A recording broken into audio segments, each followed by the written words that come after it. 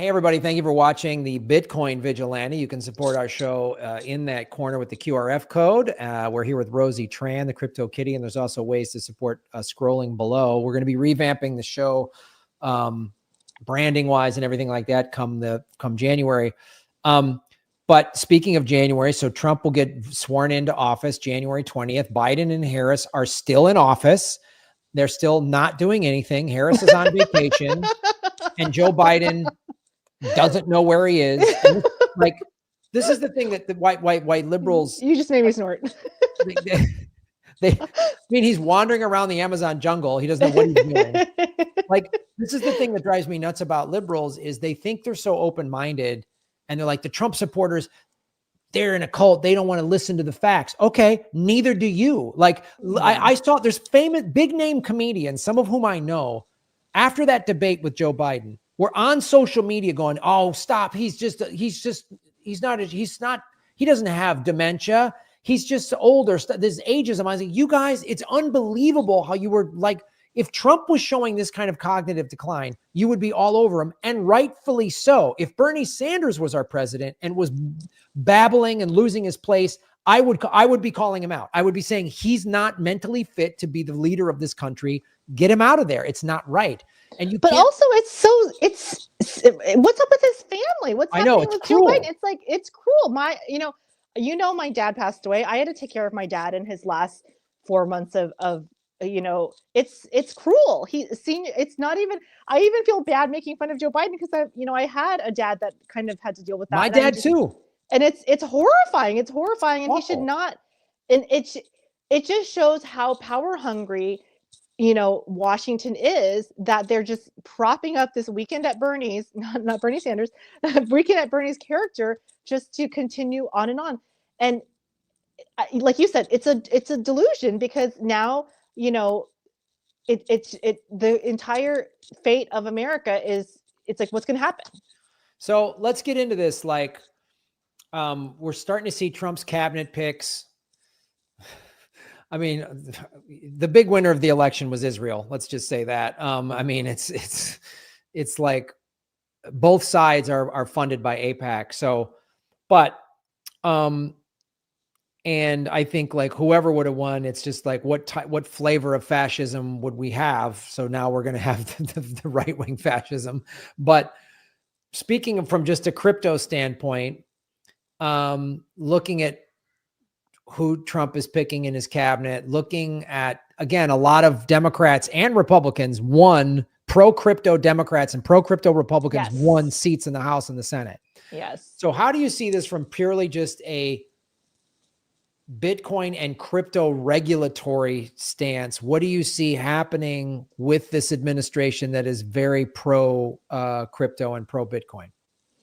Well, what I hope to see is less regulation of the crypto markets. And by less, I just want them to stop going after the little guy, because that's really what was going on during the Gensler administration, was a lot of going after the little guy and a lot of, turning of a blind eye to actual concerns in the crypto market.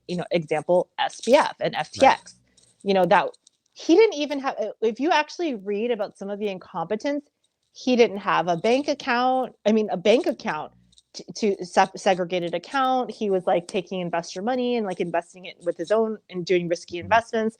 And so those are basic things that the SEC needs to be going. And instead, Gary Gensler was going on this witch hunt to make it look like he was doing stuff.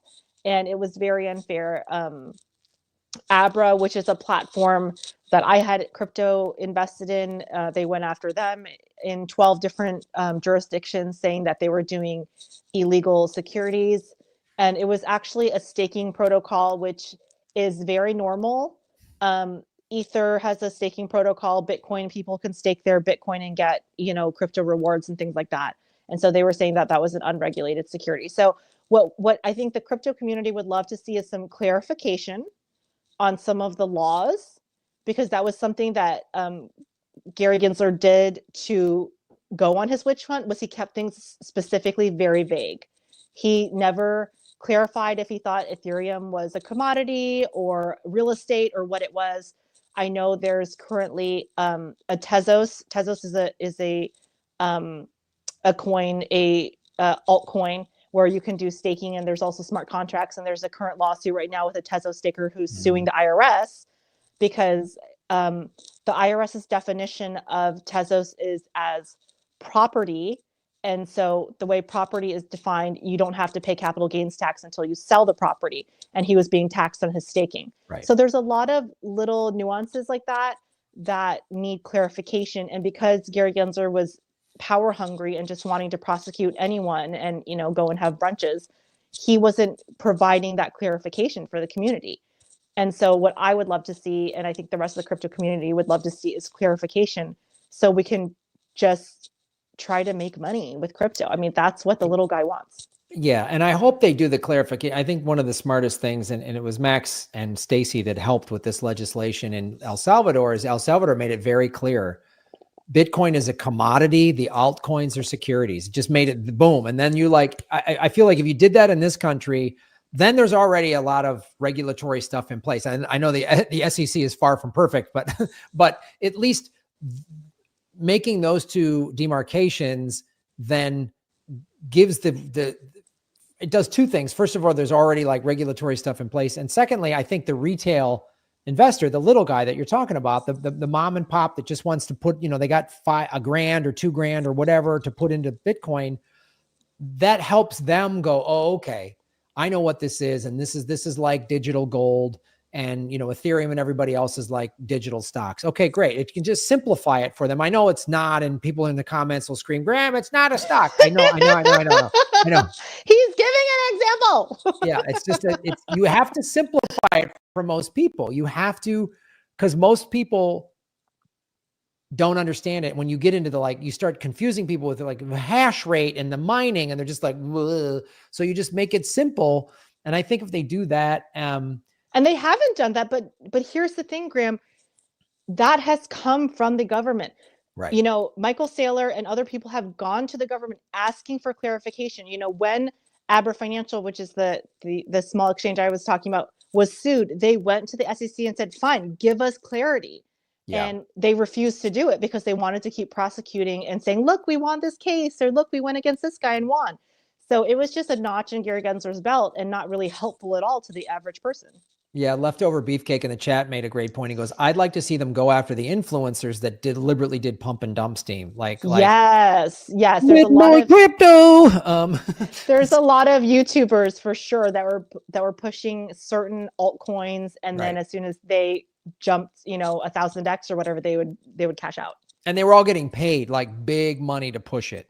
Like they weren't just like, they made it seem like it was some organic, like, I just found this coin, it seems awesome. And they're getting paid big money to promote it. And they got paid a bunch of those coins. And then they, like you said, they pumped and dumped them. And so it's like that. Yeah, go after those guys. There's first of all, what was so upsetting to me is that there actually is no shortage of shady people in the crypto industry, but none of those people were prosecuted. It's like, I'm like, hello, Gary, just go on YouTube.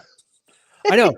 Go get those people. Don't make it hard for like working class Americans to buy it and own it and keep it on a cold wallet. Like, don't make it that hard for them. Like, yeah, I mean, no, there was tons of scammers driving around in their Lambos and all this other stuff, and like clear scammers that, like, you know, a 5-year-old could pick out as a scammer. Yeah. And the SEC did nothing. And then they went after legitimate. It was just a very bizarre, like, it was just very, really bizarre.